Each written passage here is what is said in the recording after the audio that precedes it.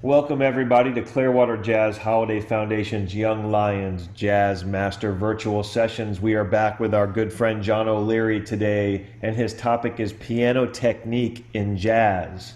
Participants are muted upon entry of these sessions for the courtesy of others, but you can ask questions using the chat feature, the raise your hand feature, and we're recording these sessions for the purposes of Clearwater Jazz Holiday education and outreach. We hope you enjoyed the sessions. There are many more sessions up on our education and outreach page, clearwaterjazz.com/education, with Zoom information to join each session. If you have feedback, please let us know at info at clearwaterjazz.com. And if you have a suggested topic for a future session, let us know that as well. John O'Leary is a Mexican-American jazz pianist and neuroscientist. He's the pianist for the highly acclaimed Tampa Bay trio La Lucha. John has had a winding path. He was born in the Yucatan Peninsula, where he started piano lessons at the age of 3 and played classical piano until the age of 12. Once in the United States, he picked up the tuba in the concert band and continued to develop his musicianship through high school. As a tuba player, he was selected to perform in the all-state concert band and attained superior ratings in state-level solo performances. As a pianist, he played in the Zephyr Hills Jazz Band and went with the band to the state band competition. In the 2002 Lakeside Jazz Festival, John was awarded Best Piano Soloist. He attended the University of South Florida, where he studied tuba, jazz piano, and biochemistry. He graduated cum laude with a BA in jazz piano performance, a minor in tuba performance, and an honors thesis in biochemistry. He has toured Italy and France with the USF Big Band and the Jazz Tet Combo, playing in the 2007 Umbria Jazz Festival and Juan Les Pins Jazz Festival. As a member of these bands, he has played with many jazz greats. As a scientist, he completed his PhD in neuroscience at the University of South Florida, and we are just so happy to have John with us as part of these sessions. He participates in the Young Lions Jazz Master Sessions for Clearwater Jazz Holiday Foundation, as well as our My Journey with Jazz program, bringing the history of jazz to students in more economically challenged pockets of our community. John, welcome again. Welcome back. And I'm going to turn the stage over to you, my friend. Thank you for being with us. Absolutely. Thank you so much for having us. It's an honor to be here and to share with you guys. Okay, so today's class is about piano technique in jazz. So normally when we think about piano technique, we think about Chopin and Liszt and playing these beautiful, lush piano pieces up and down and being able to play with incredible technique and flair with the right hand and the left hand. And in jazz, to be a competent jazz pianist, actually 90% or more of what we do is actually just accompanying. So, you know, one of the most important things a young piano player can do is focus on learning how to play chords better and accompany. But that's not all. There's also a lot of rhythmic importance to jazz that may not be immediately necessary in classical music, especially in the piano. Pianists play by themselves a lot. In classical music, you learn playing by yourself. You mostly play by yourself. And so solo piano is a very natural thing. But in jazz, it's the opposite. We start playing with others from the beginning, and it's about playing in time with each other.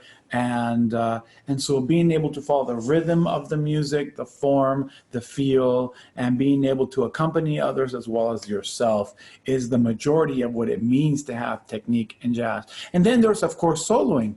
But improvisation is so cool and so much fun, and you know, and that's great. You should work on that. That's really important as part of your development as a young pianist or as a developing pianist.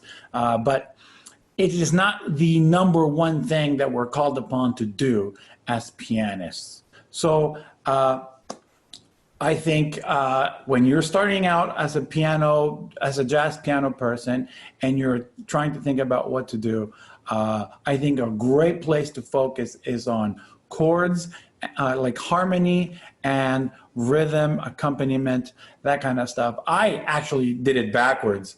I was like obsessed with soloing, like saxophone players, and like how can they get these notes out, and why are they playing this when everybody else is playing that? And I was like so into that, and I was really, and I'm glad that I did it. But I could have been better bandmate, and a much better musician, and been able to enhance the music more had I been better at what was I supposed to do rather than what I liked to do. But you know, as time went on, I started working more on piano, more piano stuff, and the role of the piano in jazz, which I think is super important. And so when I say learn harmony, what do I mean? Well, the first thing you could do is start with the repertoire, right? You're playing with other people. You're going to play standard tunes that everybody knows. You should know them too. So start with the melody, really knowing the melody, and even learn the lyrics, or some of the lyrics at least. But when you understand what the music is about, what the meaning of the song is, you can include a lot of those intangible things. If you're just reading chords on a page, you're missing so much information. Also, if you have the music memorized, you can completely play more free. You're free to like see what other people are doing and interact off of them and work together in a way that you can't do that if you're stuck on, you know, reading the page, and you don't know what the music's supposed to sound like, what it's supposed to feel like, what the intent of the original music was when it was written, and all of that stuff. And so I think that's huge. So learning repertoire, learning lyrics, focusing on chords and accompaniment, on being a good bandmate, listening to a lot of jazz, especially classic jazz, like understand what jazz is supposed to sound like. And because, like, you know, I totally messed it up. I started the other way. I listened to like what I like, the cats that are modern, and they play all this cool, crazy music. And I was like, this is it. This is great. I love it. But then you go into the bandstand and someone's like, hey, let's play Take the A Train. And I was like, I don't know what the chords are this. Let me pull it up. Let me find the book. In that case, back in my days, we didn't have these fancy iPads and phones. So we carried like these books around, and I was like, oh, where's Take the A Train? And oh, but I have it in this key. What key do you play it in? And they're like, oh, well, we play it in this other key. And then I couldn't transpose it to the right key. And it was a mess, like a mess.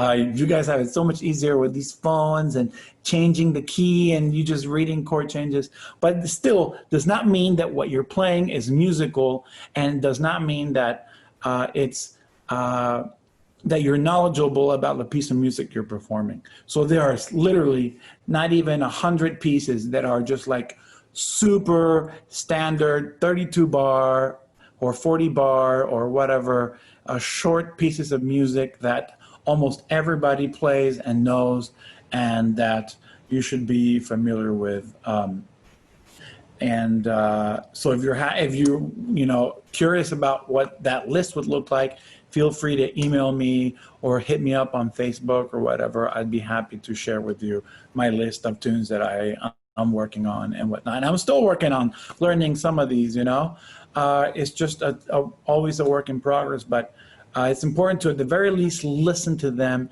and be really familiar with what the basic jazz repertoire is and what it looks like, and playing it in different keys, all keys really, because you never know when you're playing with a singer and they're like, okay, all the things you are, I don't know, an A. And then you're like, oh, well, but if you have an idea, at least what the song sounds like, once you hit those chord changes on your iPad, you're ready to go, But ideally, you would just be able to do that in your head because you practice that kind of thing. So that's one. So then the rhythm, swing feel, being really familiar with the swing feel, again, that comes from listening to a lot of jazz. Swing is the like quintessential rhythm of jazz music.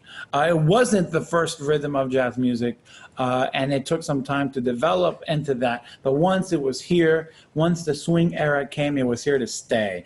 And people were still making swing records, we're still playing songs that are in swinging feel. And so be very familiar with that. Another thing is to be familiar with basic forms in jazz. So what do I mean with forms? So take the A Train, for example, has an A-A-B-A form. You have the first melody.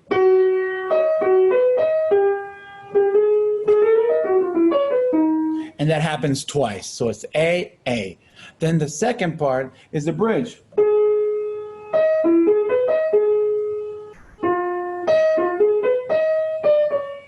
And then the last A.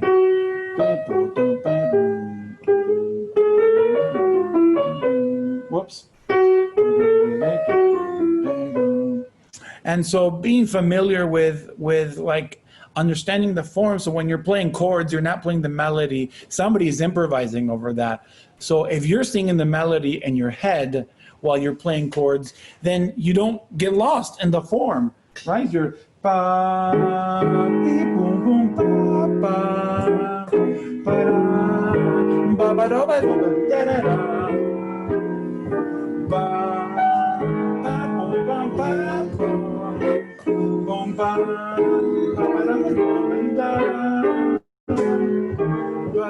and etc. So then I'm singing the melody in my head, and then somebody else is like,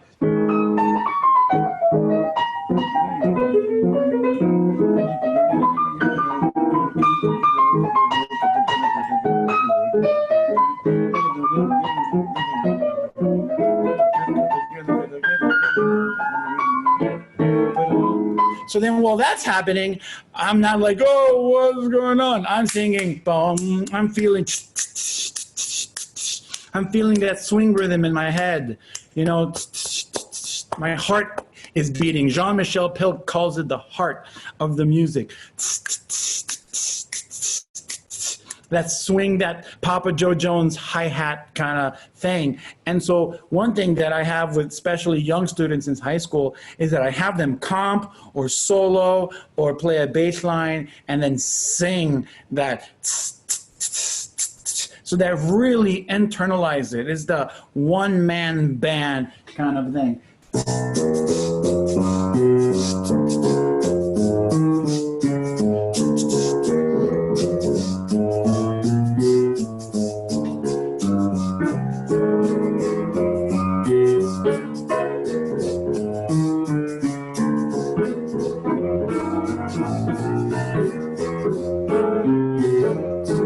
And so when you're doing that, you're doing the bass, you're doing the chords, you're doing the drums all at the same time.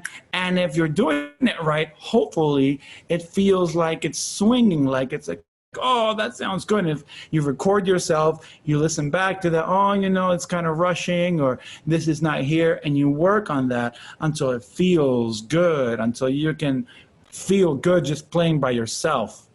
And if you can get to that point where it feels good playing by yourself, then you're doing it right. Then when you play with other people, you're going to have good feel by yourself, and then other people can feel good with you. And then you guys have that band sound where like the band is swinging. So being familiar with the repertoire, working on your rhythm, on the basic rhythms of jazz, listening to the repertoire, the swing feel, learning the melodies, the lyrics, you know, being familiar with that, all of that. So those are three big buckets that you can work on. So then so to develop good technique in jazz, as you're working with these things, you have three big buckets that you can put something in. And that is harmony, rhythm, and melody. And then if you focus on everything at the same time, it's harder to focus on one thing. And so if you pick out the melody, really know the melody. Okay, now you know the melody, so you're going to put it in time. You put the metronome, that's great. Then work on the chords. Okay, now you know the chords really well, and if you know the melody first, it helps you learn the chords better, easier than if you're learning chords just out of context.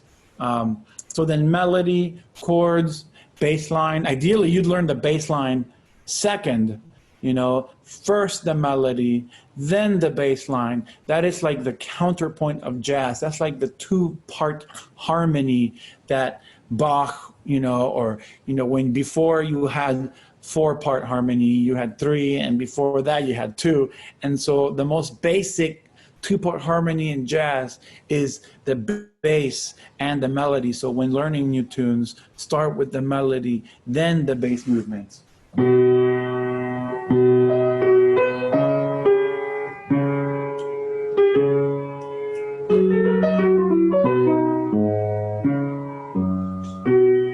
Right? So then, okay, you're familiar with that. Then you add the chords. So now you have, the chords are like the meat in the melody and bass line sandwich, you know?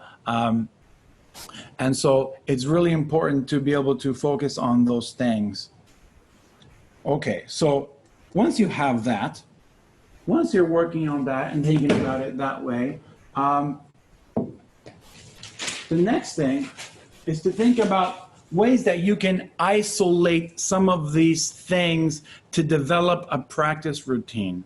And so I wanted to share a screen, Steve. Can I share a PDF here on the screen, Steve? There we go. I'll go to Files. Yeah, you should be able to, John. Excellent. Can I share something from my desktop? I think so. It says Files. I can do Dropbox. Let me see. Let me try again.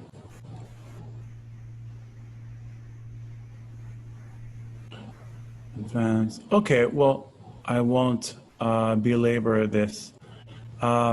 I'll work on that next time. Okay, let's say you're working on a tune like, I took a trip on a train. I thought about you. Let's say you're working on the tune, I thought about you. It goes like this.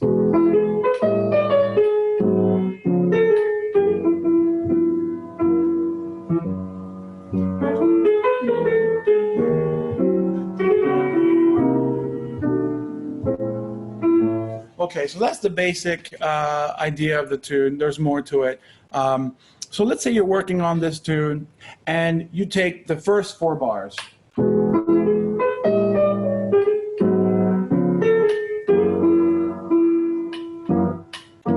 Right there, you have the chords 1, 4, 3, 6, 2.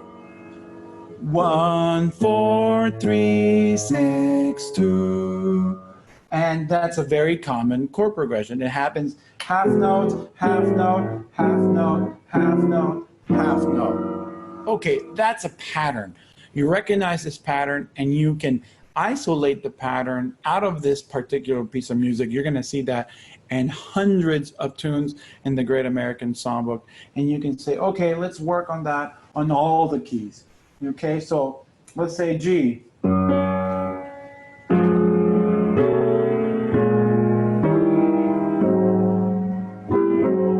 Okay, let's say B flat.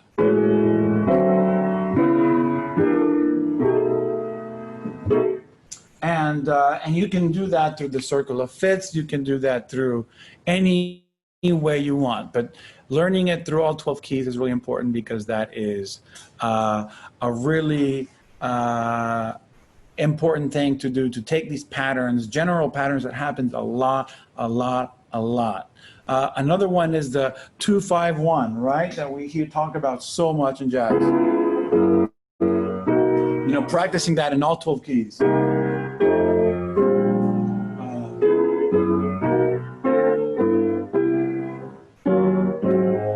All up in different forms and different ways, up here, down there, here, with rootless voicings, with roots. Imagine that you're playing a duet, imagine that you're playing with a bass player, imagine that you're playing solo piano.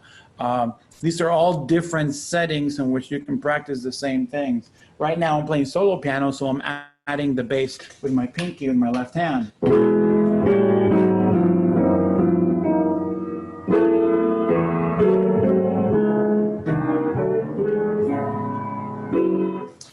But if I'm playing with a bass player, I'm not going to play that because he's doing that or she is doing that. And so I don't need to be all there. So I can play.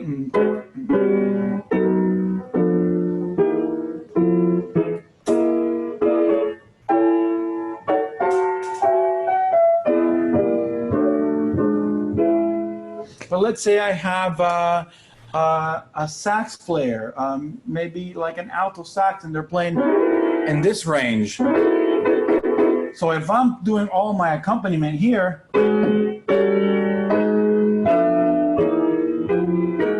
I am getting in their way. I'm literally covering up some of their frequencies. So if they're playing here, I can play here.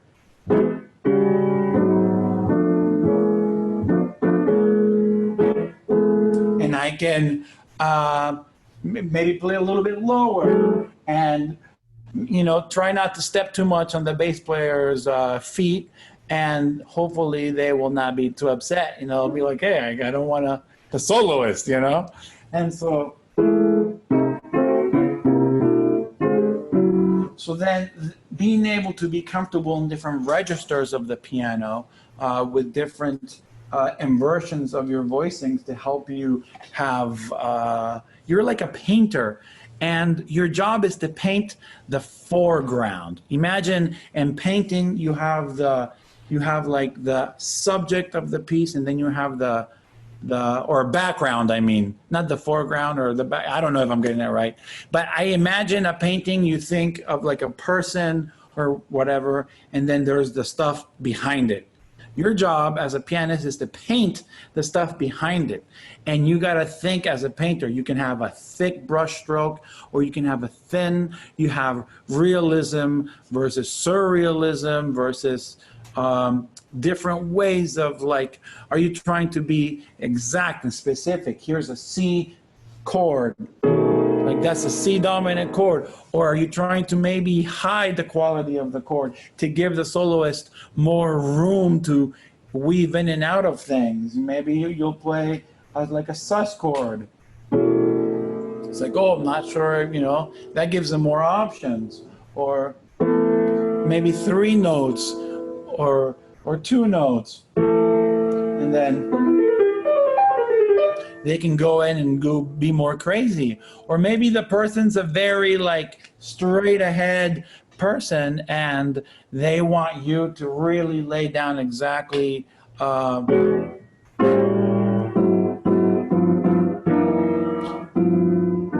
no ambiguity, and they just want to float on top of whatever you paint for them. And so if the background is too busy or not well defined, then the subject of the piece suffers.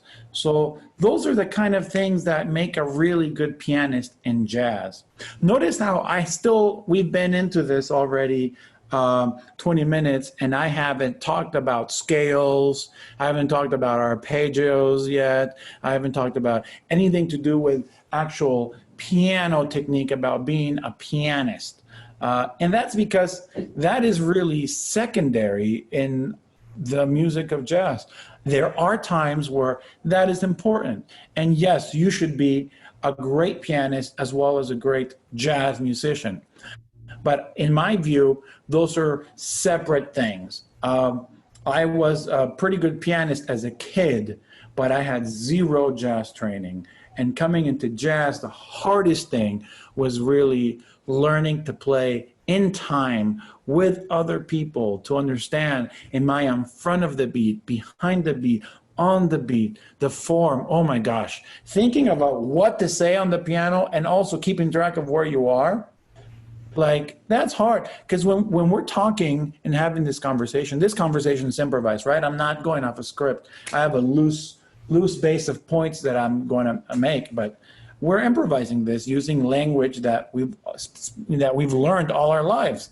Jazz is the same way, but we're not. All I have to do to listen to somebody else is stop talking. In jazz, you continue to provide a little bit.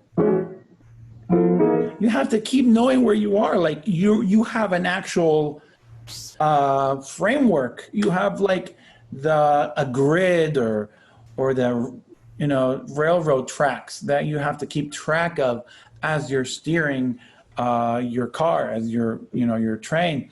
Otherwise, you get off, and then you're not with them.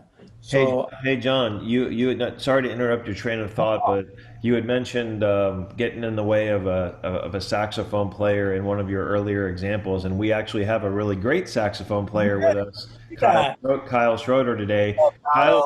Kyle was asking, you see his question there about tips on playing the descending dominance. if you start the tune on the sharp 4, half diminished, sure. So let's say.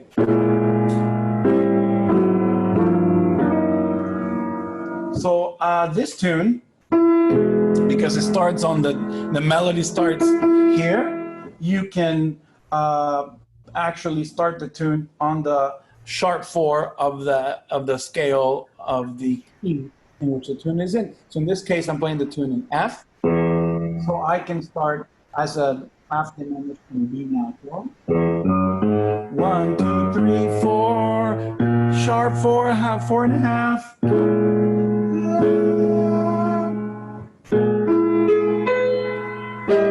So then the next chord would be a B flat dominant, also dominant, or that can be a minor, and then A flat or D7 dominant. I remember there was a point where I really focused on each chord, and I thought, as I'm moving through chords, I should move through scales. And I was like, I'm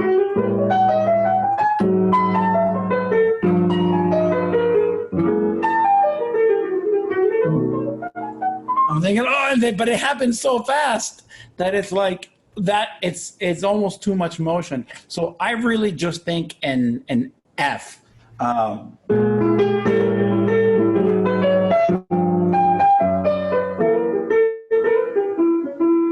So one of the great things about dominant chords is that they allow for a lot of dissonance inside of them, and it still sounds good.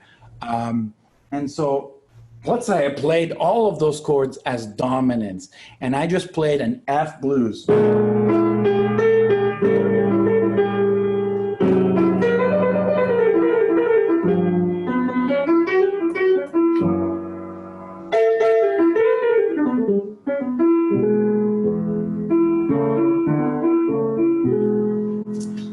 None of that sounded like, it sounded fine. And so when there's lots of chord changes, I like to blanket them, especially if they happen over a short period of time. And by blanket them, I mean is I pick a scale or a sound that could work over them. And so a blues or a pentatonic is a good vehicle for going through descending dominant chords. And then you can try to see how many descending dominant chords you can go through with one pentatonic before it starts getting to the gnarly sound territory. So let's say we start the sharp 4.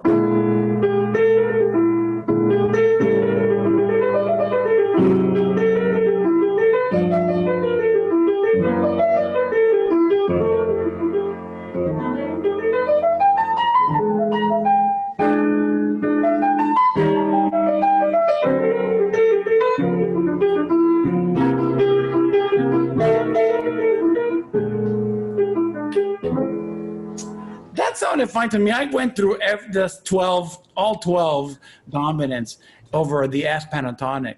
So then, that's a great thing about pentatonics. Actually, pentatonics are like one of the oldest musical ideas and structures that exist. And if you look into like old African music, they tune them into different intervals of that sound mostly pentatonic, but they're slightly out of tune with each other, but they sound really beautiful. And it's just a really powerful structure in music. It allows for doing a lot in that. Jerry Bergonzi has a great book on pentatonics. Have you checked that out, Kyle? Here, let me unmute Kyle for just a second, just to say hey. So Kyle, did you have any? What's up, Kyle? Great to see you. Did you have any follow up to John's feedback? No, I like it. That's definitely like a way that I would go through them. Like the blues thing just works so well. Over those dominants, and it creates like a sense of cohesiveness while there's some stuff changing. So I really enjoyed it, and that Bergonzi pentatonic stuff is killing. Yes, I mean the book is like, and that's just on a 5-note scale. So, yeah. Right. So totally. And another thing you could do is just work out specific lines that you like over that sound, like.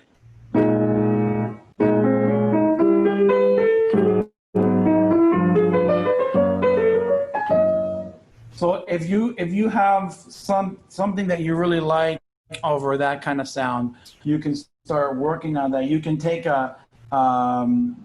figure something out and kind of memorize it, kind of like speech. We memorize the words and we're just synthesizing sentences in different ways each time.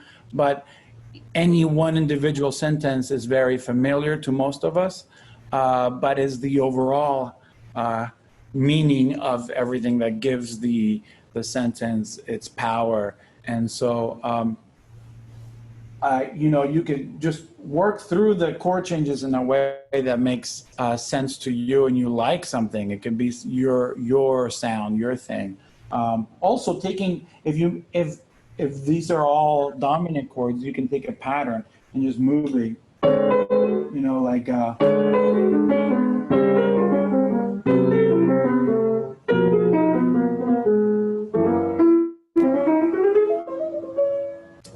and then that is also cool. It's taking a motive and repeating it. That kind of motivic development is cool too. Yeah. So great question. Thank you so much, Kyle. Appreciate you, man. Okay, so we're talking about that kind of stuff. So the next thing is like movement of chords. Having fluidity with chords is really important, especially with accompaniment. Like all the great pianists that I've ever seen, like live, and you're there watching them, they can take these like weird chords that I've never heard of, but it sounds great, but they can move them around and you hear it and they're like, oh, that's cool. And then you hear it again in a different way and they move it around. And one of like parallel motion is like so important in jazz. In classical music, we avoid parallel fifths and parallel fourths and other types of parallel motion. But in jazz, it's all about parallel motion. And so if you're a pianist and you're trying to think of things to practice to increase your technique, be able to take one chord, let's say a so what chord, 1, 4, flat 7, minor third, and fifth.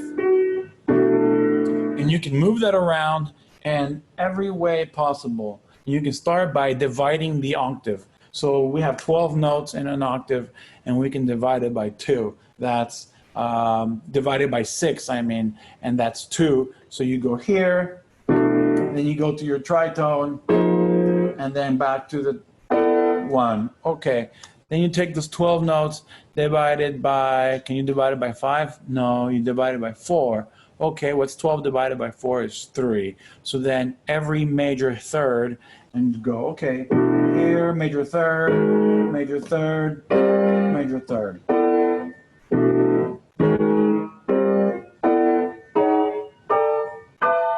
Whoops.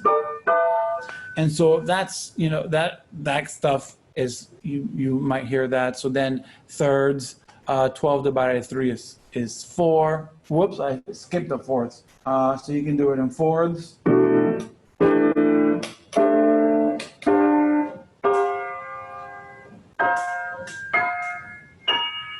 And just go through it and force through all the voicings. You can do it in intervals of minor thirds.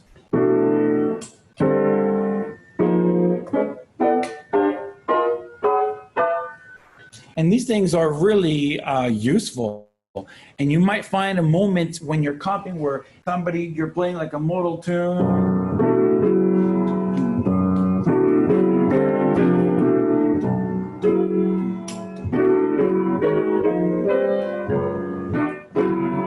And it's like, if you're thinking about where your hands are going to go, then it's like you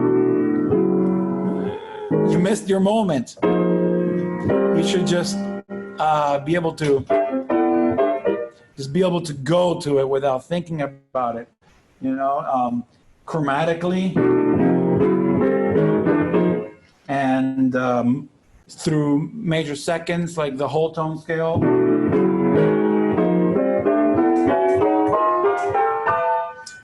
Also, there's like these weird patterns, cool patterns. Chick Corea has this thing that he does.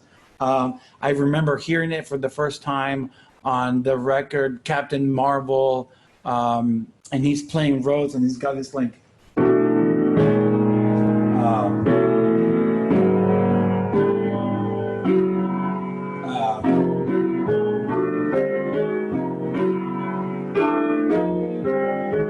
and it's like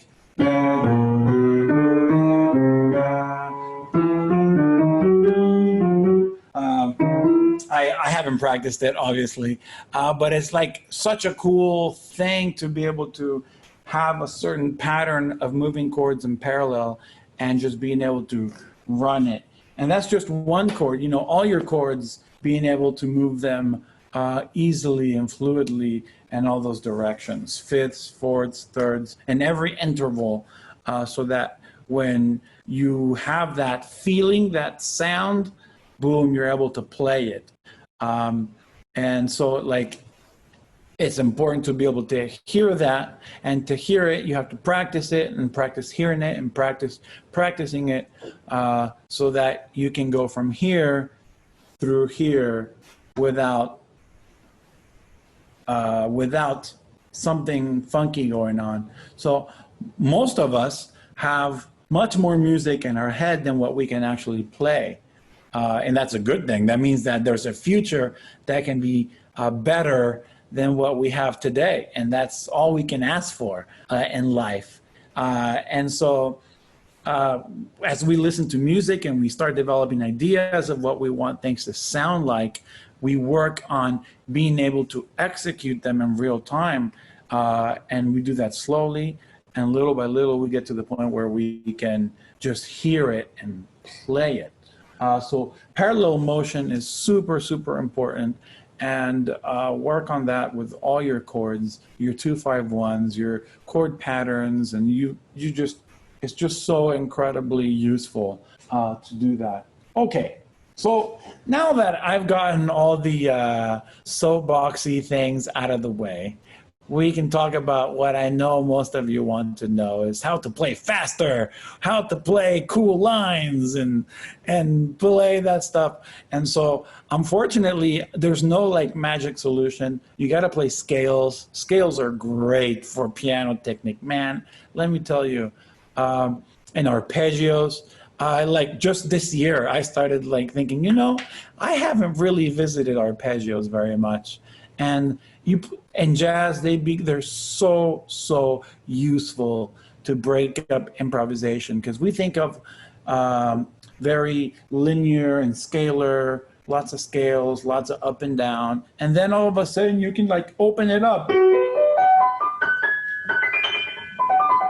It's like, oh, like it takes it, like adds another dimension. So literally practicing your basic scales, that gets your left hand moving.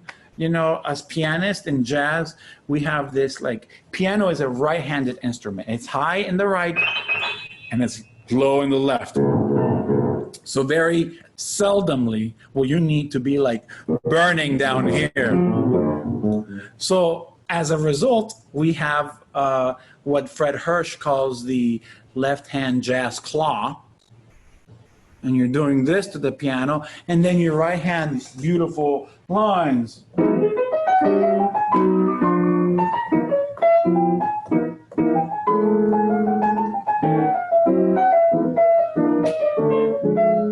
And that's what everybody does. And you're going to sound just the same as everybody else. And that's good. You need to be competent at your thing. But you have this beautiful left hand, like that works just as good as the right one. And it would be a shame to just let it go to waste because the piano is a right-handed. I'm a left-handed person. And let me tell you, just to get my right hand to do anything was a struggle because I'm super right brain dominant, and I'm just, everything is, you know, left-handed for me. I eat, and so I write left-handed, and so it's so hard. Like the piano it was not made for me, but we have to adapt to it, and the brain's ability to adapt to special manual stuff is really incredible. And so practice your scales with two hands. You know, 4 octaves.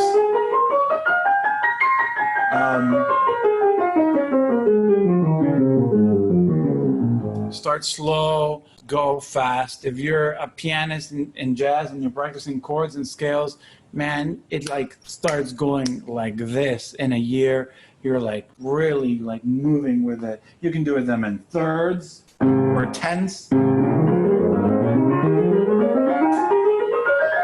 You can do them in 6.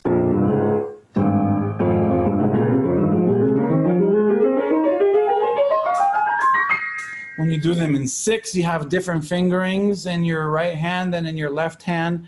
And that's what you want to do. You really want to challenge yourself to doing things that you don't know how to do. I mean, when you're practicing, you want to be to the point where like it's hard. If you're practicing and you're killing it and it sounds burning, then you're not practicing, which defeats the whole point of being in the practice room to begin with. We're not there to feel good about ourselves. That's complete opposite. We sit to practice to slog. That's our grind. That's our 9 to 5, to go to the practice room and make yourself really suffer through something that you can't do. And that all the great musicians in the world, that's why they're great, because they can tolerate a lot of discomfort in the practice room. And your ability to do that is completely correlated with your ability to become a really great player. I'm still working on that. It's hard, but it's really, that's it. And so, okay, so scales, major scales, minor scales, melodic minor, harmonic minor, natural minor. All of that, all those sounds are incredibly important in jazz. Okay, so then you work on those arpeggios, you know. 2 hands, and do it at 12 keys as well, minor scales as well. And that just gives you that you can break up your lines with nice arpeggios, gives you an extra dimension to what you can do. Scales, arpeggios, okay. So now we're getting to the jazz realm of jazz technique. So what kind of soloing things do jazz people, jazz pianists in particular, do that if you practice these in isolations, like the gym, help you develop a muscle that you can easily call that upon when you're playing? And so these are jazz scales. You know, the most common jazz scale is the bebop scale. You have the major bebop scale, the dominant bebop scale. Those are, here the major would be. 1, 7, 6, flat 6, 5, 4, 3, 2, 1. And then the dominant jazz scale, Mixolydian jazz scale. 1, 7, flat 7, 6, 5, 4, 3, 2, 1. The difference between the two scales is that the half steps happen 1, flat 7, major 7, flat 7, that's for the Mixolydian, and 1, 7, 6, flat 6, 5, that's for the major bebop scale. So that's those two scales are like super popular when you're practicing bebop heads like Donnelly.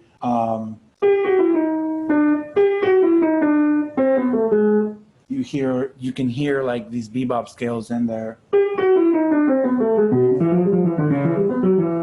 And so that's another way to practice technique in jazz. Take the repertoire that I said earlier to learn and learn bebop heads and practice them in different keys and practice them in different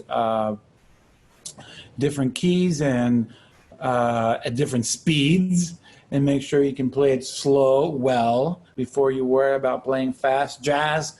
Despite that, all the cool guys play super fast on jazz. That is one of the least important things in making music.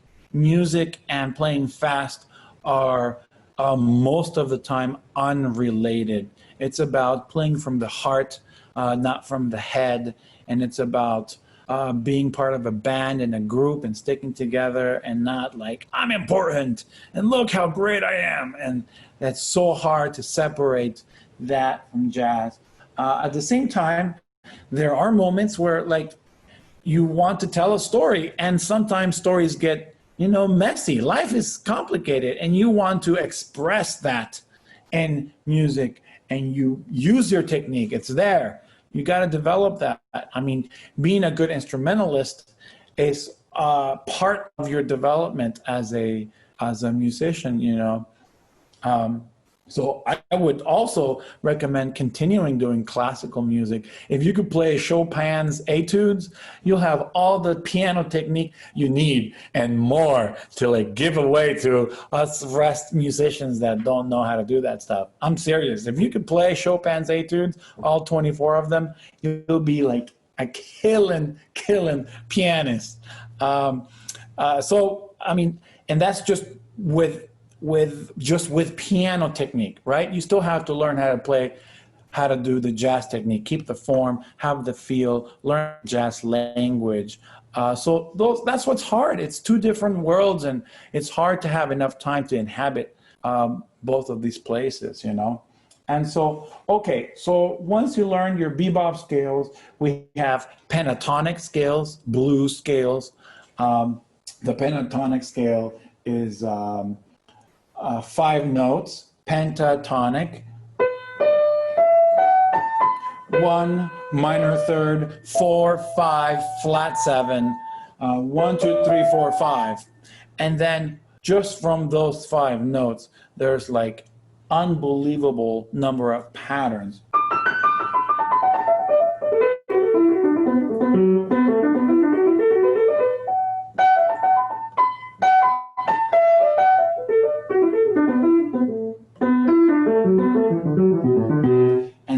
And like a gazillion things, like I said, Jerry Bergonzi has a bunch of books on these different things. So then if you add 1 note to the pentatonic scale, you have the blues scale.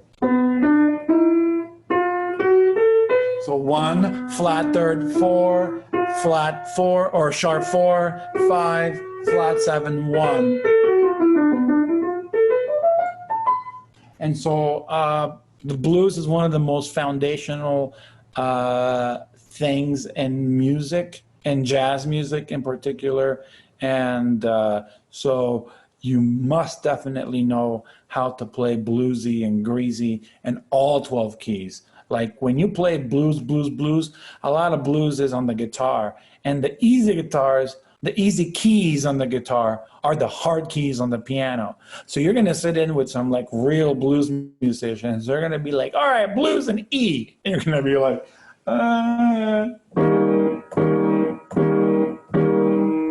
and they're going to kick you off the bandstand. So really working on the blues in different keys is challenging and definitely something worthwhile as a professional jazz musician. Okay, so now we have pentatonic, bebop scales, blues scales, then you have your diminished scale. I could talk a whole hour just on the diminished scale itself. It's a beast. It's a wonderful vehicle for improvisation. And just really quickly, it has 8 notes. And a lot of jazz scales have 8 notes. And unlike the major scales, the classical scales have 7 notes. I think those are called Carnatic scales. And in jazz, we have more. And so it goes something like this.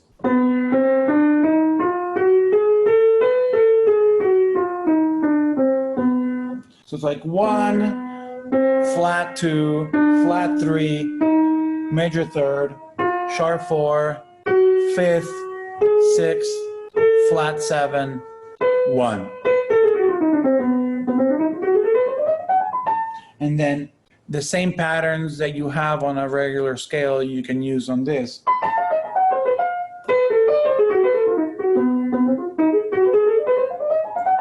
And, you know, there's like infinite things that you can do.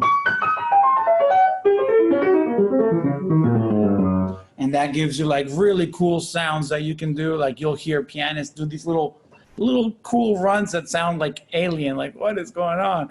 And a lot of these are these scales, these weird scales, and they have these patterns that you run up and down in between like places where nobody's playing and you have a spot and you're like, I'm gonna do it here. And so that's definitely part of the vocabulary of jazz, learning that scale, again, with 2 hands. Another thing I didn't talk about was I was doing different things on the right hand and the left hand, still playing like single notes, not just chords on the left hand, and getting used to not always doing the same thing. Whatever you do with one hand, you should do with the other, and play asymmetric things. So one hand's doing one thing, this hand's doing another thing, and then you flip them. Then what you were doing with the right hand before, now you're doing with the left hand, and vice versa. And really thinking of yourself as these are tools, and how can you use them? You know, and these are incredibly useful tools that we can just find different ways of putting things together. Altered scale, the altered scale is really a melodic minor scale. And so if you already know your melodic minor scales, then it's just applying them in a different context. So those are really important. And really, there's like, you go to Wikipedia and type like repository of scale, like scale lists, and you'll find like this like incredible list on Wikipedia of all these different scales that are available, that are super cool and different. And then using your own intellect and creativity, think of different ways to use them. The same patterns that you use on anything, you know, like they can work on any scale. Let's say we do that in the diminished scale.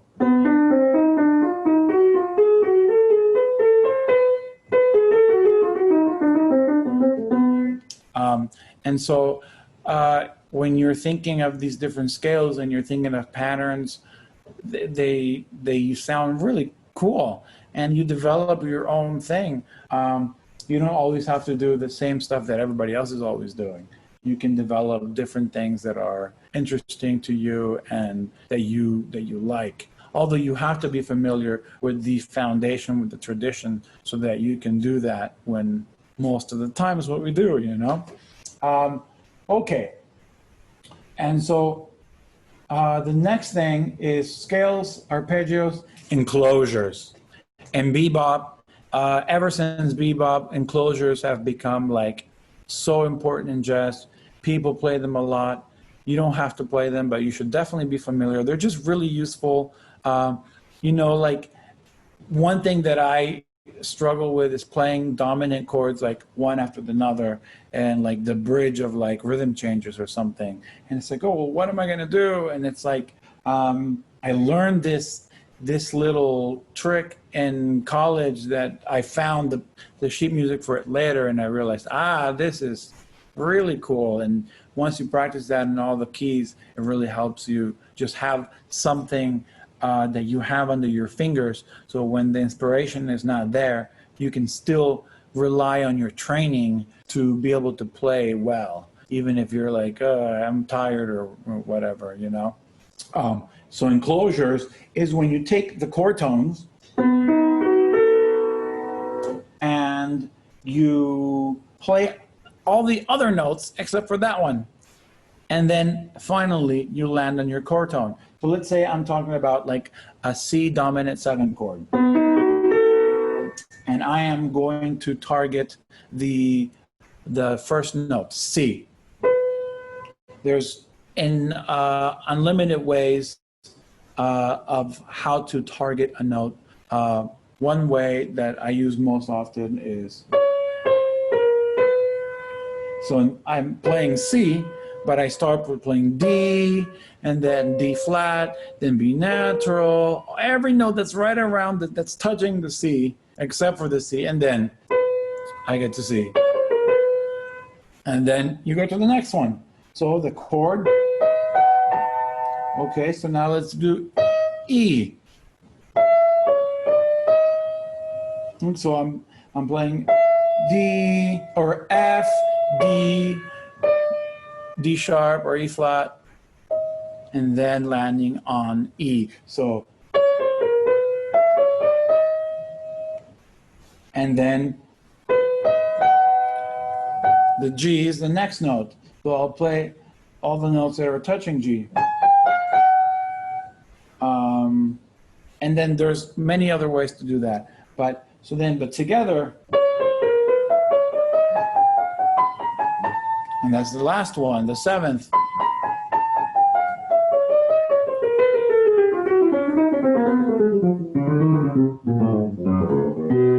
And so when you put that together, it really allows you to just like play on dominant chords.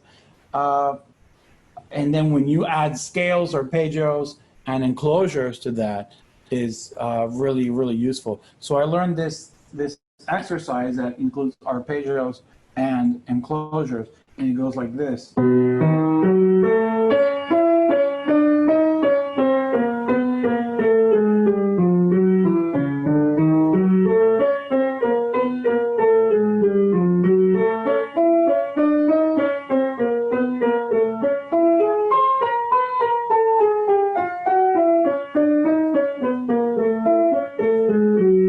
And it's just basic stuff to play on a dominant chord. And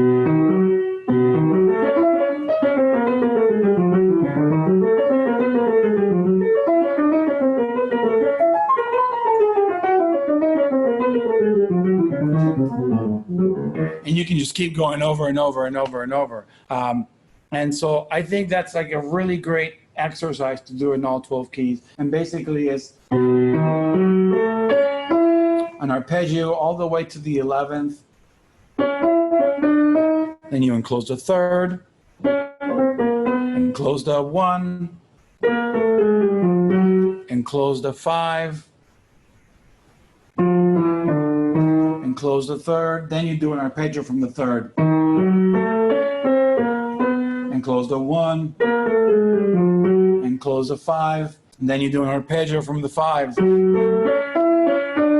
enclose the 3rd, enclose the 1, then you go down to the flat 7 and you do an arpeggio from the flat 7 to the flat 9. Enclose the 1, and then, you know, do it again or do something else. But it just gives you like a lot of, it's just something good to have under your fingers to be able to play on dominant chords. Scales, arpeggios, enclosures, chromatic. One of the things about enclosures, it gives you a lot of chromaticisms.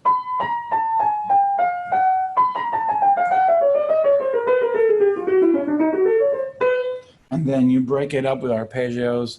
But the chromatic scale is also incredibly important. We do a lot of chromatic stuff in jazz. So as a pianist, you should be very fluid in the chromatic scale as one of your scales of practicing.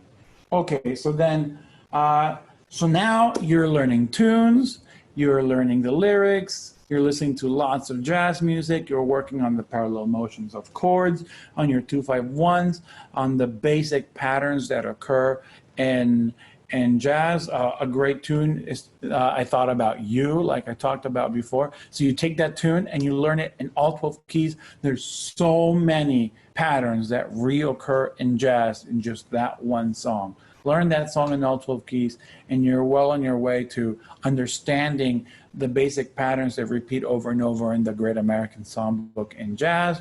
And then you're practicing scales, arpeggios, and closures, and you're transcribing a lot. You're listening to the great masters of jazz and how they're doing it. In fact, if you like completely don't do anything that I say today, and the only thing you do is listen to great jazz, classic jazz masters, and you are playing what they play, like if you took just like Ben Webster or Sweets Edison and just like learn one of the records note for note and just did what sound beautiful, you wouldn't need this class or any other class. It'd sound great, because that's it. That's the thing. So obviously listen to that music and really learning it by memory. I think I have a class on piano on how to develop a jazz vocabulary, and I'll be talking a lot about transcription and how to do it. And so I hope you come to that one. And then the third bucket that I haven't really talked about is rhythm. And you know, the most important thing that you can do as a jazz musician is to work on your time, and on, you know, with all these other things in conjunction, because you can play great chords and you can play great scales and you can play and you can know the melodies really well and you can know the lyrics, but you cannot play in time with other musicians. It's worthless. You can play by yourself, and that's fine. That's great. I love solo piano, and I love other solo instruments, including solo drums. A little love for the drums. That can be fun too. But honestly, you have to be able to play with other people. And so being able to do these things in time is much better to do them slowly, in time, that it feels good, than to play fast, but super bad time and bad feel. And so that's what's hard. There's so much dimension to what we do as jazz musicians, and it's an infinite life of practicing. I'm sad to say, a lot of grinds and a lot of working through these things. So form, feel, basic jazz rhythms, and strengthening your time. So what can you do for form? The number one thing you can do for feeling a form is knowing the melody of the song. That is the form. If you, let's say we're doing Stella by Starlight, that's a hard tune to learn. When you're first learning jazz, that's one of the things, that's like one of the goals in your calendar. Like, I'm gonna learn you and I'm gonna play. And that's one of those songs that we only learn in B flat, because everyone plays it in B flat. And then you play with a singer because it has lyrics and they're like, hey, let's do this in G. And you're like, I don't know about that. So that's a really good song to work on. Lots of minor 2/5s to work on. And let's say you sing the melody and the lyrics. The song a robin sings through years of endless springs, the murmurs of a brook at evening time, the ripples through a nook where two lovers hide, the great symphonic theme, that's Stella by Starlight, and not a dream my heart, and I agree, she's everything on earth to me. That's the basic form. So then, you know, let's say you're on a gig with this killing sax player and they're just ripping through this thing and you have no idea what is happening. But the drummer is playing a nice hi-hat on 2 and 4.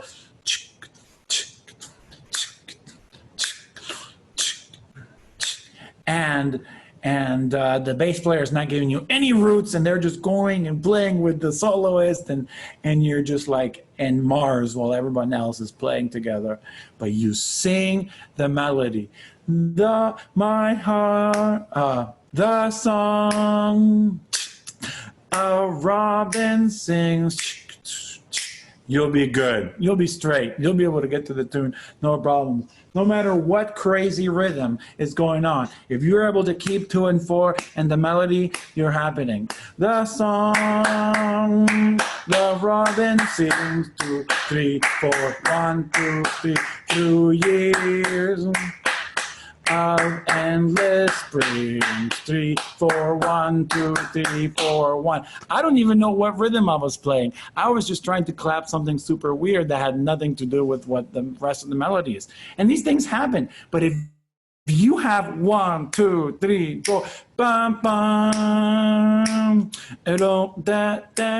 everybody else could be doing all their, super demolished, whatever, and you'll be fine. So knowing that melody super well, that if someone, it's so important. Not only can the rhythm be messed up, what if the harmony is messed up? The song, robin sings 3, 4, 1, 2, 2 years.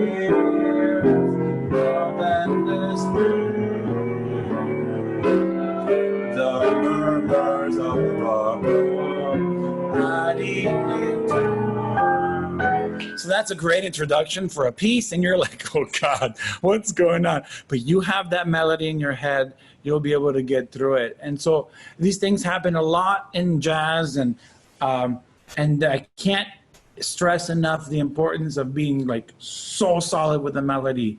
And that's one thing you can work on, challenging yourself by putting the metronome on different things. Let's say I put the metronome on, where's my metronome? Yeah. No jokes. I know some of you are thinking jokes right now. There it is. Okay, let's say I put my metronome here.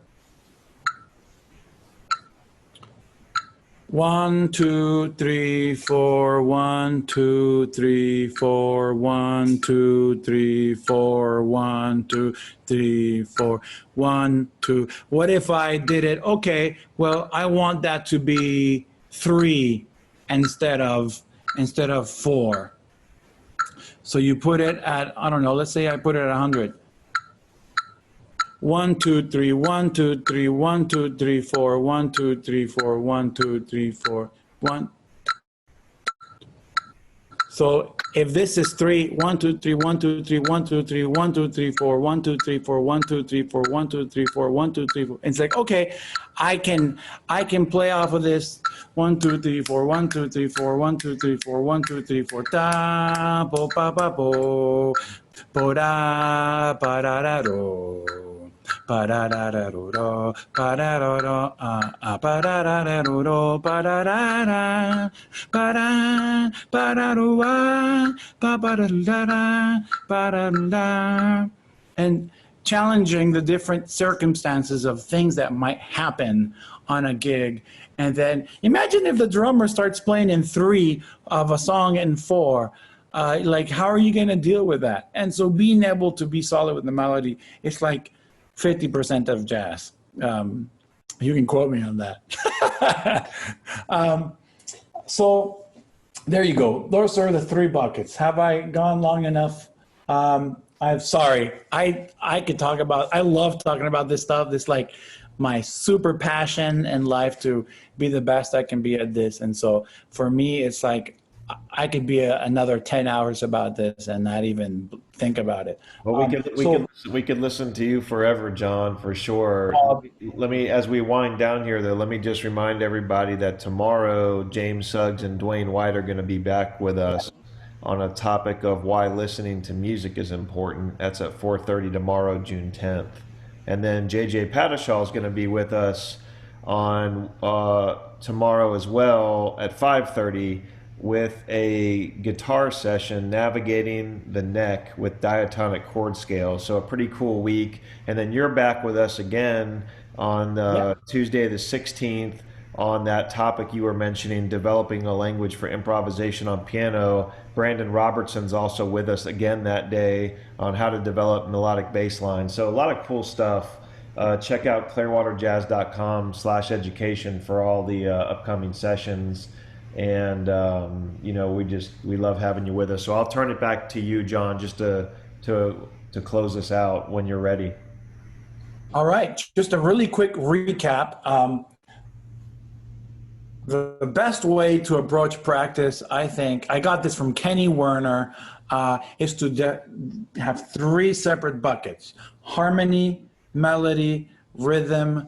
No matter what style of music you're practicing, whether it's pop music, whether it's Brazilian music, whether it's classical music, jazz, all forms of music have melody, they have rhythm, and they have harmony, at least most of them. And so if you can separate each thing, then you get better at that one thing. And then you start putting them together to be able to multitask those things, because we're doing those things at the same time. We're playing our chords and singing the melody and listening to every musician at the same time, right? So that's hard. That's a lot of stuff to happen. That's why those one-man band type of things are really important when you're playing bass and chords and singing a drum rhythm at the same time. Like, that is such great practice. You practice on one thing individually, and then you put it together. I think working on those things like that and progressively making it harder, and record yourself, make sure that it sounds good, it feels good, and that you know what that is. When you listen to it, you know what it sounds good or not. As long as you're listening to lots of music, you will be able to know immediately if you like it. If you go, oh yeah, that's good, or like, nah, not really. And so, yeah, again, if you guys have any questions, feel free to reach out to me. I love talking about this stuff. We'd be happy to talk with anybody about it. Keep practicing, keep getting better. I just thank you for having me to the Clearwater Jazz Holiday, and for helping musicians, supporting them, and creating these wonderful platforms for students to learn more, for teachers to be able to teach, and teachers learn too, talking about this, organizing the material. And so this is a super great, I love checking out the different classes of different people, and I hope we can continue this even when there's not a pandemic, because this is super cool. All right, thanks so much, guys.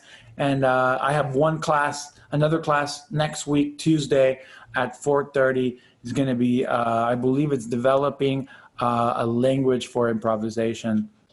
And I'm going to be much more focused on how to listen to music and take stuff from the music that you're listening and develop a routine for creating a language and words that you can use in your improvisation. All right, thanks so much. Hope to see you again next week. Thank you so much, John. Wonderful session today. A lot of great stuff, and we look forward to your next one already. And everybody, please consider joining us for our sessions tomorrow. Although James and Dwayne are trumpet players, their session on why listening to music is important will certainly translate to all instruments. And then guitar players, don't miss JJ. So be safe, be well, everybody, and keep playing. See you next time. See you next time.